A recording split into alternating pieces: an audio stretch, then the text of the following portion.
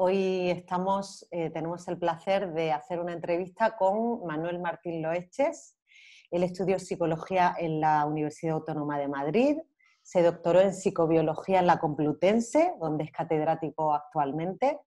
Hizo una tesis sobre la actividad cerebral y la cognición en pacientes con Alzheimer y bueno, ha escrito numerosos libros, colabora con muchos medios de comunicación, tiene una intensa actividad divulgativa como neurocientífico, sobre todo centrada en la evolución del cerebro. Y bueno, y en Actais estamos encantados de tenerte. Manuel, hola, buenas tardes. Hola, ¿qué Gracias tal? por Encantado, lo mismo digo. participar. Nosotros hemos originado esta entrevista porque te escuchamos hablar de la evolución del cerebro, que nos interesa mucho en Actais, puesto que nosotros trabajamos por los niños con enfermedades neurológicas y queremos hablar también de musicoterapia, que es algo que sabemos que es un campo que dominas, pero bueno, para empezar por el principio, nos gustaría que nos sitúes. ¿Qué es la psicobiología? Muy bien, muy buena pregunta. De hecho, en mi departamento, en el área de conocimiento de psicobiología en la Complutense, llevamos años discutiendo qué es la psicobiología y no nos ponemos de acuerdo. Pero bueno, eh, por no complicar la cosa mucho, digamos que es una de las áreas de la psicología, de las 6 áreas fundamentales de la psicología académica, y es la que se encarga básicamente de encontrar las bases biológicas del comportamiento. El comportamiento es el objeto de la psicología y esto incluye el comportamiento observable, es decir, pues el que yo ahora, por ejemplo, estoy hablando, pero también el no observable, que es el pensamiento, lo que yo tengo dentro de mi cabeza, ¿no? Pues todas las bases biológicas de esto, tanto a nivel neuronal como pueda ser incluso hormonal o genético, todo eso está dentro de las competencias del campo de la psicobiología. De eso se encarga la psicobiología. Muy interesante. Y bueno, y entrando más un poco en el mundo del cerebro, ¿no? Tenemos este mito de que, o sea, lo que le quiero preguntar es, ¿utilizamos bien nuestro cerebro? Porque hay este mito de que utilizamos solo una pequeña parte, que tenemos un gran potencial sin utilizar. ¿Qué hay de verdad en todo esto? ¿Cómo usamos el cerebro? Bueno, eso es un mito muy repetido, se habla del 10%. Eso es un mito que se inventaron, es un invento, totalmente. Se inventaron en los años 20 del siglo pasado para la venta de libros de autoayuda. Y desde entonces se viene arrastrando, ¿no? En el cerebro todo él se utiliza y de hecho lo que no se utiliza se muere. Es una ley biológica inexorable, es decir, las neuronas que no ejecutan ninguna función o que no reciben impulsos de otras o no envían a otras acaban muriendo, no reciben los nutrientes necesarios. Entonces siempre usamos el 100% del cerebro. Además, curiosamente, siempre está funcionando, incluso cuando estamos durmiendo, en pleno sueño profundo, está funcionando. Es verdad que algunas zonas con menos actividad, pero siempre todo el cerebro está al 100%. Otra cosa es que lo utilicemos bien. Y no lo utilizamos Claro. bien pues, por muchos factores, es decir, pues, pueden ser educativos, pueden ser del desarrollo, pueden ser por alguna enfermedad o trastorno, o incluso cuando ingerimos alguna sustancia estupefaciente. Es decir, hay muchas razones por las que no tiene por qué funcionar siempre bien el cerebro, ¿no? Pero siempre Claro. está al 100%. O sea, que todo aquello de... Porque nuestro cerebro va a evolucionar más, quiero decir, ya somos lo suficientemente eficientes por todo aquello que se dice de desarrollar habilidades como la telepatía, mover objetos con la mente. Supongo que eso son fantasías y que ya somos eficientes. Lo que tenemos que hacer es trasladar todo ese funcionamiento y la inteligencia de la que somos capaces a la tecnología, ¿no? Pero no para facilitarnos la vida por el lado de tener cerebros más grandes, más evolucionados. Bueno, mira, a ver, siempre estamos evolucionando y nunca somos máximamente eficientes, siempre y cuando, que es lo que ocurre, haya competencia por los recursos, no solamente alimentarios, sino en el caso de la especie humana, los recursos sociales. El conseguir, qué sé yo, pues una plaza en la universidad no la consigue todo el mundo, pues luchamos por ella.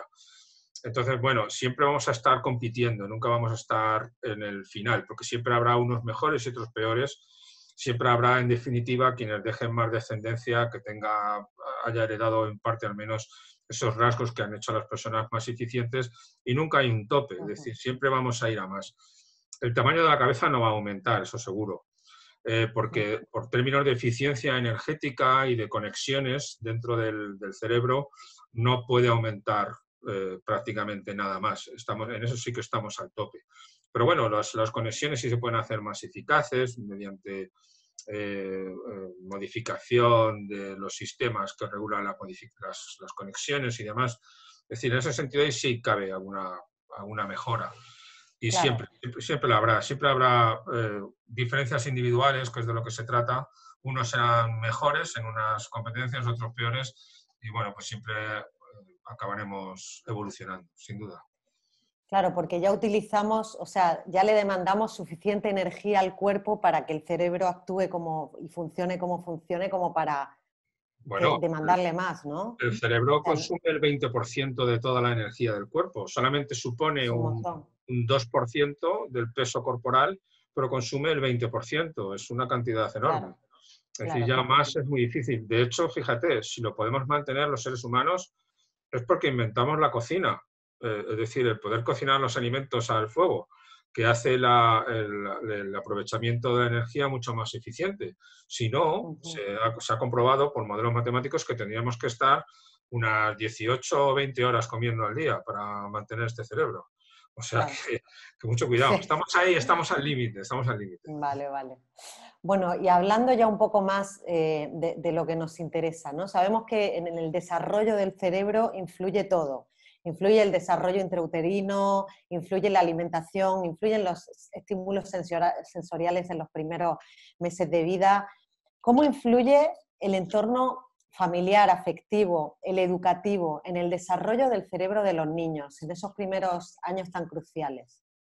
Sí, de hecho, sí, hay muchas evidencias que muestran que el desarrollo afectivo es tanto o más importante que el intelectual. No es una cuestión de meterle al niño información, datos o experiencias desprovistas de contenido afectivo, sino que necesitan de un entorno afectivo, de cariño, de seguridad, para poder desarrollarse el cerebro en toda su plenitud. Hay que tener en cuenta que estamos preparados para que sea así, para que seamos queridos y seamos protegidos por la madre y el padre, y todo lo que se salga de esto hace que el cerebro vaya más despacio, hace que no se completen ciertos desarrollos por múltiples razones, ¿no? Por inseguridades o porque no se obtiene la suficiente intensidad en los conocimientos. Recordemos también que, por ejemplo, se memoriza y se aprende mucho mejor aquello que conlleva un cierto tono emocional.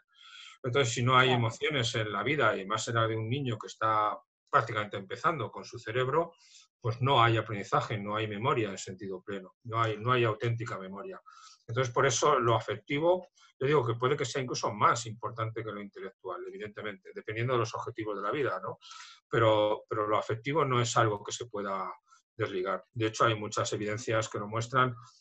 Con humanos no se pueden hacer experimentos, se han hecho experimentos con animales y se muestra esto así, pero los experimentos, digámoslo así, que se han podido comprobar en humanos de niños criados en orfanatos, ¿no? de Mm. ciertos regímenes o de ciertas situaciones muy límites y muy poco cuidadosas con el pequeño, pues han mostrado los daños irreversibles en muchos casos que ocasiona la crianza sin afectos. Es muy Claro. importante esto. Somos seres emocionales y obviamente que en la primera etapa de nuestra vida lo tenemos más a flor de piel. Absolutamente, aunque siempre es necesario, es decir, las emociones son necesarias para vivir durante Sí, toda la vida, pero desde luego sí, para el desarrollo, que es cuando más se necesita que haya un entorno seguro y que haya una cercanía y una confianza, ¿no? Pues ahí es más importante todavía. Porque al fin y claro. al cabo los mayores podemos generar estrategias, ¿no? Pues cuando no hay un entorno que nos resulte agradable o afectivo, siempre podemos generar alguna estrategia para minimizarla, ¿no? O para verla de otra manera. Eso el niño no lo puede hacer. Claro, claro. ¿Y qué es eso de la plasticidad del cerebro? Esto es algo que a los padres con niños con afectaciones neurológicas escuchamos mucho y nos preocupa, ¿no? ¿Qué es exactamente? Bueno, es lo que viene a querer decir es que el cerebro humano es muy flexible. Es decir, que se puede recuperar de lesiones, se puede recuperar de enfermedades, que mediante la formación normalmente de nuevas conexiones. Es verdad que también se forman nuevas neuronas, aunque esto no es tan habitual, pero sí que al menos las que quedan se pueden mantener vivas durante más tiempo. Acordémonos de que las que se usan se mantienen y pueden estas crear nuevas conexiones, entonces asumir funciones de tejidos que se han perdido. Todo eso lo que viene a querer decir es que el cerebro está cambiando continuamente. Un ejemplo típico que he oído yo cuando se empezó a descubrir todo esto de la flexibilidad cerebral, ¿no? El cerebro de las personas, cuando asistías a una conferencia, ¿no? Vuestro cerebro no va a ser el mismo que cuando entrasteis en la conferencia. Efectivamente, está cambiando. En cuestión de minutos se van generando nuevas conexiones, se van perdiendo otras, que a veces el que se pierdan es bueno, porque lo que se está haciendo es reconfigurar las que ya existen. Es decir, que el cerebro está continuamente, el cerebro es un organismo vivo y está continuamente cambiando de una manera importante y observable, además, al microscopio. Y esto es bueno, es necesario. La experiencia va cambiando las conexiones cerebrales. Eso es la flexibilidad, esa es la plasticidad cerebral.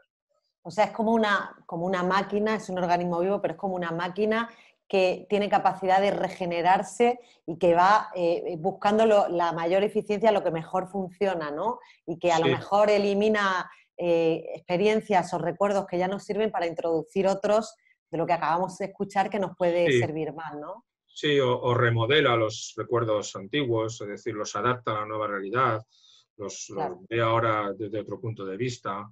Eso es muy común. Y una cosa importante también es que esta flexibilidad o esta plasticidad cerebral es notablemente mayor en la infancia, en los primeros años de vida. Según se va haciendo más adulto el cerebro, esta flexibilidad se va perdiendo, pero nunca se pierde del todo. Hay flexibilidad incluso con 70, 80 o 90 o incluso hasta 100 años. En la medida en que uno se acuerde al día siguiente de un acontecimiento que haya ocurrido, ya el cerebro ha tenido que cambiar su estructura, siquiera sea sutilmente o mínimamente, para que pueda recuperar esa información. Eso ha sido flexibilidad en el cerebro. Y entonces, en el cerebro de una persona que tiene una enfermedad neurológica y neurodegenerativa, ¿qué sucede? Bueno, las enfermedades neurológicas son de muy distinto tipo, evidentemente. Es decir, están las que se ocasionan por infección, por lesión cerebral, por una anomalía en el metabolismo, y están las neurodegenerativas, ¿no? Como dices, como has mencionado, que suelen ocurrir sobre todo en la edad avanzada, pero no nos libramos de ellas prácticamente a cualquier edad. En las neurodegenerativas lo que va ocurriendo es que van desapareciendo neuronas a una velocidad mucho mayor de la que debe de desaparecer. Es decir, las neuronas desaparecen. Normalmente nacemos con muchas más de las que necesitamos y no necesitamos todas ellas. De hecho, es bueno que desaparezcan. Es el mecanismo biológico. A ver, hay que tener en cuenta que tenemos como unos 18 o 20.000 genes, pero tenemos unos 80.000 millones de neuronas. Es decir, no hay un gen para cada neurona ni un gen para cada una de las conexiones. Lo que hace la naturaleza es, vamos a generar una inmensidad de neuronas y que permanezcan aquellas que se necesitan. Pero eso quiere decir que van a sobrar. Entonces es bueno que sobren. Lo malo es cuando desaparecen más de las que deberían para una función correcta, óptima. Y eso es lo que ocurre con la neurodegeneración. Se va perdiendo tejido más allá del que se debe de perder, efectivamente. Pero más allá hasta el punto de pues, generar consecuencias de comportamiento inaceptables. Claro, o de perder habilidades, claro. Exacto, sí, todo eso. Cognitivas, intelectuales, del lenguaje, del movimiento, exacto. Perceptivas, lo que quieras, todas las funciones. Y volviendo un poco a lo que hablábamos al principio de que nos interesa mucho la música y sabemos que eres un experto también en ese campo, queríamos hablar de música y porque en Actais también nos interesa, ¿no? Tenemos un módulo de musicoterapia en el hospital, en nuestro programa de intervención psicológica. Y queríamos, bueno, la música, para empezar, ¿cómo actúa en el cerebro humano en general? Bueno, la música tiene dos vertientes. La música, a ver, es importantísima y en fin, eso es innegable, ¿no? Habrá gente que diga que no, pero está en todas las culturas. Desde bebés ya empezamos a apreciar la música, a bailar sin que nos enseñen. mover la cabeza, es una cosa muy sorprendente porque la música es inherente al ser humano, ¿no?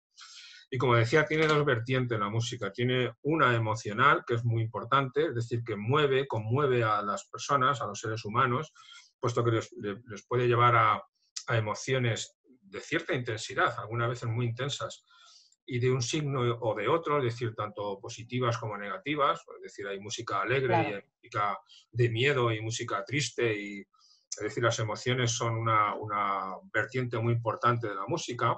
Y luego hay otra que se está viendo que tiene mucha utilidad para el desarrollo del cerebro y sobre todo de las capacidades intelectuales, que es la versión analítica de la música, en el sentido de que la música, más allá además de los sentimientos, conlleva una ejecución de secuencias elaboradas de sonidos diferentes que están bien organizados, una buena organización de los sonidos, que además están organizados de manera jerárquica, es decir, de una manera con una estructura compleja, donde hay unos elementos sucesivos que a su vez se reúnen en torno a otros elementos más generales, y todo eso lo hace muy semejante a lo que es el lenguaje humano. El lenguaje humano, la sintaxis del lenguaje humano es muy parecida en este sentido, entonces tienen muchos nexos en común.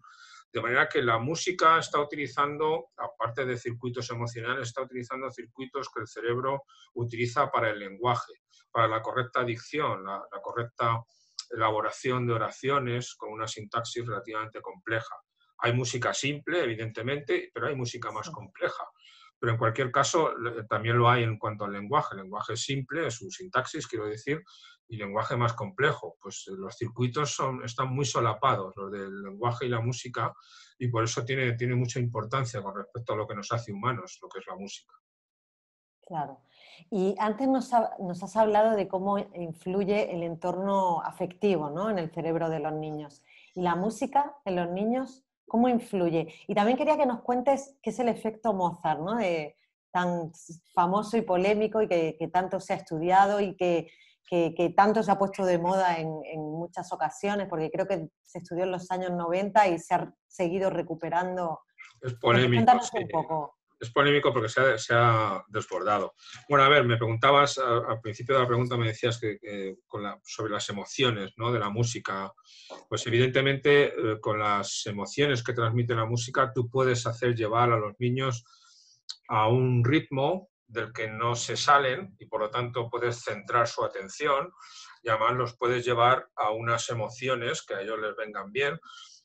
Los efectos de las emociones sobre la cognición se van conociendo cada vez más. Es decir, sobre cómo pensamos y cómo analizamos la información, las emociones se están demostrando muy importantes. Por ejemplo, con emociones positivas somos más creativos, más abiertos, más flexibles, tendemos a ver más fácilmente conexiones entre unas ideas y otras, mientras que con emociones negativas somos mucho más analíticos por distintas razones, ¿no? De manera que analizamos la información de una manera más matemática, más exhaustiva, si quieres, depende de lo que se quiera conseguir, pues una emoción u otra puede ser importante. Entonces, en la medida en que la música conlleva también emociones de distinto signo, tú puedes hacer o guiar una terapia, ¿no?, o una intervención mediante la implicación emocional de la música, ¿no?, por el sentido que tú quieres. Luego la música, en su vertiente más analítica, es de donde viene esto del efecto Mozart, precisamente, ¿no?, que es, como muy bien dices, un tanto polémico. ¿Por qué? Porque se ha disparado, es decir, se ha descontrolado. Eso es una cosa que ha ido más allá de lo que debería de haber ido. El efecto Mozart se descubrió efectivamente a finales de los años 80, a principios de los 90, porque unos científicos estaban trabajando con el sonido de las neuronas. Las neuronas no hacen ruido, pero si tú les pones un electrodo, un microelectrodo, sí puedes oír sus disparos en un Como altavoz. descargas Las eléctricas. descargas eléctricas, sí, que en principio no hacen sonido, pero lo hacen mucho en fisiología para poder distinguir un tren de estimulación de una neurona, ¿no?, y poder saber si está excitada o no, sin tener que mirar al monitor mientras estás interviniendo en el cerebro, pues se les pone sonido. Entonces, viendo ciertas neuronas de la corteza cerebral, pues vieron que hacía una secuencia de activaciones y desactivaciones que a ellos les recordaba mucho a la música de Mozart. a ciertas... A una sonata, ¿no? Bueno, es lo que al final acabaron probando. Bueno, vamos a ver qué pasa si ponemos esta sonata, la sonata para dos pianos de Mozart, y entonces vamos a ver qué pasa pues, con las funciones cognitivas que tienen que ver con áreas del cerebro que de alguna manera disparan de esa forma, ¿no? Y vieron que, bueno, pues parecía haber alguna ventaja en términos de atención o en términos de procesamiento matemático, después de escuchar esta sonata, parecía que mejoraban un poco algunos sujetos, porque de alguna manera parece que con la música se preactivaban esos circuitos y por lo tanto una vez preactivos, pues ya parece que trabajaban más fácilmente. Parece que funcionaba con la música de Mozart, pero no con otros autores. Por ejemplo, estuvieron probando con Bach y no era lo mismo. Es verdad que la música de Mozart tiene mucha complejidad. Eso está muy bien, en ese sentido. Eso tenía sentido, además. Pero bueno, luego se ha ido descubriendo que en realidad, o eso parece, ¿no? Ya digo, hay algunos estudios, parece que tiene más que ver con un efecto emocional o de activación, no necesariamente por una emoción con una valencia concreta, sino por el hecho de que la música activa el organismo, el cerebro, entonces al estar más activo, pues está más dispuesto a hacer operaciones matemáticas con más eficacia y demás, pero poco más. Hay un poco de polémica aquí, ¿no? Pero de ahí aquello se desbordó y entonces surgió un movimiento que llamaban Baby Mozart, que luego ha acabado siendo Baby Einstein, Baby Einstein, sí. Baby de todo, ¿no? Donde se llegó a creer, en base a esto que te he contado, que no es mucho más que poniéndole música a un bebé, incluso antes de nacer, ya mejoraba su inteligencia. A ver, esto no es así. El cerebro tiene que trabajar para ser inteligente, no basta con escuchar música, tiene que hacerla, además eso sería bueno para él. Pero es que además los efectos del efecto Mozart eran muy limitados y además, cuidado, porque solamente ocurrían inmediatamente después de haber escuchado la sonata. Incluso si se hacían durante la escucha de la sonata, el efecto era de interferencia, puesto que los mismos circuitos servían para analizar la música de Mozart y para analizar las operaciones matemáticas o los problemas que se pusieran. Entonces, o hacía una cosa o hacía la otra, entonces lo hacía con menor eficacia. Hacía un efecto a continuación y muy limitado en el tiempo. Y ya está, nada más, ¿no? O sea que eso fue el desborde del efecto Mozart, que fue todo un boom. Vamos, sí. Amazon estaba lleno de ello en su día, ahora ya no tanto, pero aún sigue codeándose. Sí, sí, y aún muchos papás seguimos recibiendo el regalo del el disco de Baby Einstein, pónselo a tu hijo, que realmente la gracia que tiene es que te adaptan, no sé, por ejemplo, a mí me regalaron un disco de Queen adaptado para bebé, bueno, a mí me gusta Queen, lo pongo y al bebé que baile, ¿no? Pero hay que medir también las expectativas. Muy interesante esto. Bueno, en Actai nosotros tenemos un módulo dentro de nuestro programa de hospital, como le decía, dedicado a la musicoterapia, pero nos gustaría que tú nos definas qué es la musicoterapia. Bueno, en principio, por lo que yo sé, la musicoterapia lo que está utilizando es las ventajas que tiene la existencia, vamos a decirlo así, de la música para mejorar las funciones del cerebro humano. Y son muchas, desde luego las emocionales son unas, pero la mejora del desarrollo o la reparación del cerebro también es una de ellas. No por el efecto Mozart, sino que sobre todo porque la música permite centrar la atención de los pacientes o de las personas que tienen estos problemas, permite llevarlos por donde uno más o menos pretende llevarlos y aprovechar los impulsos emocionales que genera la música y cognitivos para mejorar la función cerebral. Es mucho mejor que la musicoterapia no sea pasiva, es decir, que no sea una mera cuestión de escuchar, sino que se ha visto que es muy importante para el desarrollo cognitivo de los niños que ellos realicen la música. Es decir, que activamente realicen música, toquen un instrumento. Evidentemente, cuanto más compleja sea la implicación, quiero decir, si la interpretación musical es reglada y compleja, va a ser mucho mejor el beneficio intelectual que si es una cosa ocasional y que ocurre con no mucha profundidad, ¿no? Pero de luego mucho mejor su participación activa en la realización de la música, en la musicoterapia, que la mera escucha de la música. Claro. O sea que si queremos extraer beneficios de la música, potenciar sus efectos positivos ayudar en el entorno familiar, es ideal que apuntemos a nuestros hijos a música. Eso les va a dar herramientas que les va positivas, ¿no? En definitiva, para su neurodesarrollo. Son muchísimas las ventajas que se han demostrado desde hace tiempo y que se van demostrando cada vez más. De hecho, de siempre se ha sabido que mejora la concentración, la atención, el lenguaje y el rendimiento académico en matemáticas y en muchas otras áreas, ¿no? Y además el autocontrol también. Uno de los últimos estudios lo que mostraba es que tenía mucho que ver con áreas del cerebro, independientemente de los circuitos propios de la música, como el cerebro siempre trabaja de forma global, el ejercitar la música también conlleva mejoras en otros circuitos y entre otros estos que tienen que ver con el autocontrol, el ser capaz de elegir aquello que es más conveniente a largo plazo en vez de a corto plazo. Es decir, funciones cognitivas que parece que están alejadas de la música, pero que también se ven mejoradas de manera muy notable con la práctica de la música. De todas las actividades extraescolares, la única que se ha demostrado que realmente tiene eficacia, no es que las otras no lo tengan, pero la única que ha demostrado realmente eficacia en el rendimiento académico, intelectual y cognitivo de los niños es la música. Además, el deporte tiene sus ventajas, por supuesto, y más si es un deporte de grupo, el ajedrez también, el arte, también son buenos, sí, efectivamente, pero la única que ha demostrado de forma sistemática y con pocas dudas que es beneficiosa es la música. Vale, pues a todos los papás que nos estén viendo, tomamos nota, primero música, luego el chino mandarín y todas esas demás cosas en segunda fila. La música está claro y para los que nos gusta, que lo tenemos claro, es genial saberlo. Bueno, nosotros tenemos muchos de los médicos con los que tratamos nos hablan de que los niños en un entorno positivamente afectivo tienen un sistema inmunológico más fuerte que les protege mejor de las infecciones. Esto dicho por Juan Casado Flores, que es jefe de pediatría del Niño Jesús y profesor en la Autónoma. Víctor Soto, otro de los neurólogos que trabaja muy con nosotros en estrecho actividad, dice que si queremos realmente curar a un niño de su enfermedad tenemos que hacernos cargo de su estabilidad emocional, que un niño equilibrado emocionalmente responde mejor a los tratamientos. Nosotros, si tomamos esta ecuación, ¿no?, de que la música ayuda con las emociones, ¿cómo podríamos, o sea, la música a un niño enfermo, cómo podría beneficiarlo? O sea, hay una relación directa, ¿no?, entre utilizar música con niños que además están enfermos.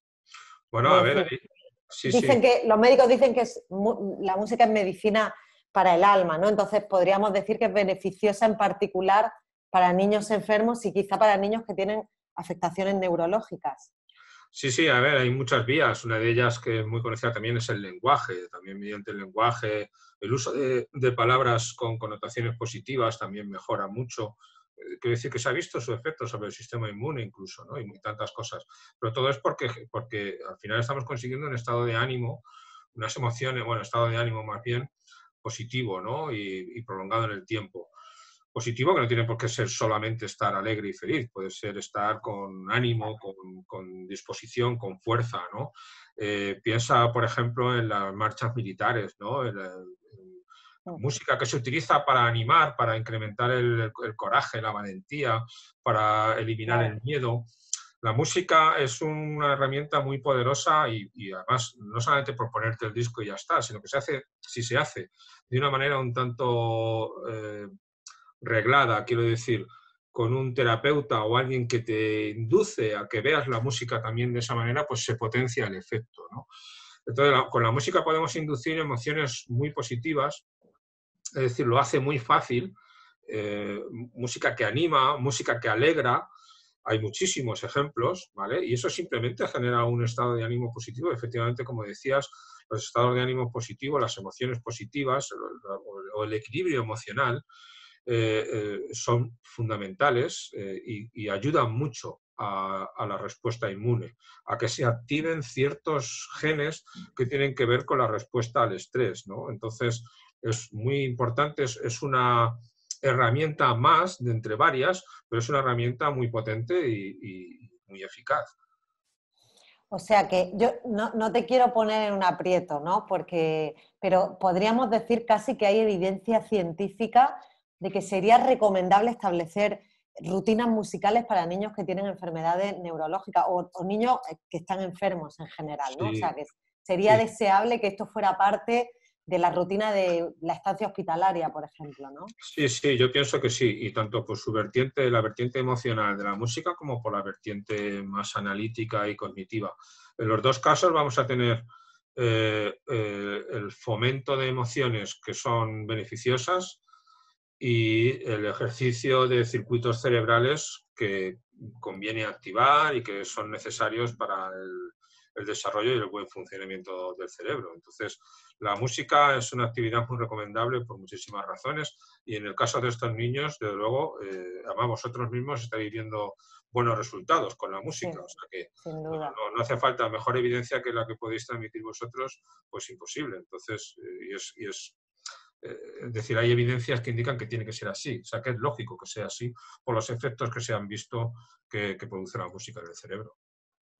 Bueno, desde Actáis es posible, estamos tomando posiciones para participar en un estudio científico sobre los efectos de la música en niños con enfermedades neurológicas. Así Ujú. que, bueno, esperamos poder compartirlo con usted. Todavía no lo hemos empezado, pero estamos intentando planificarlo. No, por favor, sí, sí. Eh, bueno, y nada, Manuel, muchísimas gracias por acompañarnos, por esta charla tan interesante que nos ayuda a resaltar una vez más la importancia bueno, de uno de estos módulos que hacemos desde Actáis, la importancia de las emociones en general en las personas, de acompañarnos como humanos, ni hablar en el proceso de la enfermedad, y si encima lo hacemos con música, maravilloso, ¿no? O sea, es como la mezcla perfecta. Muchísimas gracias por acompañarnos, Manuel Martín Loeches, neurocientífico y especialista en la evolución del cerebro. Ha sido un placer para nosotros escucharte y seguir aprendiendo. Seguro que mi cerebro está distinto que al principio de esta entrevista, así que te Debería de estarlo. agradezco, Eso te espero, eso agradezco, espero. te agradezco mucho toda la información y esta charla. Gracias. Nada, para mí ha sido un placer, yo encantado y aquí estoy a vuestra disposición. Muchas gracias a vosotros.